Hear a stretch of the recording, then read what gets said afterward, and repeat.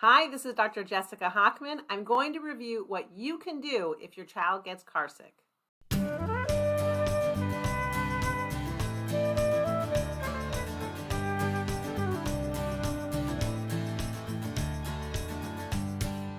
Motion sickness is an awful sensation. We've all been there before, that feeling of headache, dizziness, terrible nausea.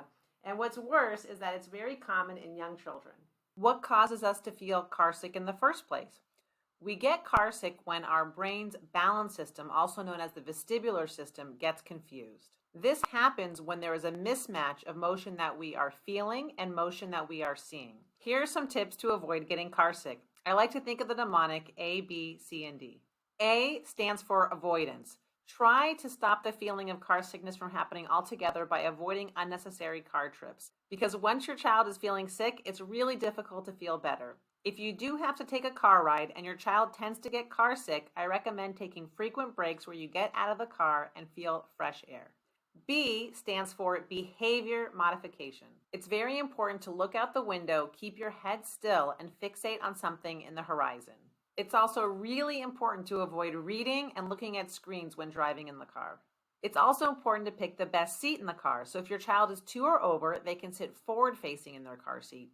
And if your child is 12 or older, it may help for them to sit in the passenger seat of the car. While driving, I think it's also helpful to keep the windows rolled down to give them that fresh air. And also you can keep them mentally distracted by singing to them, talking to them, and playing music. C stands for complementary alternatives. If you have an older child, you can consider natural remedies such as ginger candies, as this has been shown in studies to help ease the symptoms of motion sickness. You can also buy an over-the-counter acupressure wristband that ideally you place before the car ride. If you don't have wristbands and you start to feel motion sickness, you can also apply pressure yourself to the acupressure point on the wrist called the P6 acupressure point. You can actually find this acupressure point yourself by looking at the palm of your hand and putting 3 fingers below your wrist and applying pressure right on the radial or thumb side of your wrist. Take a look at this picture of my daughter's hand, for example.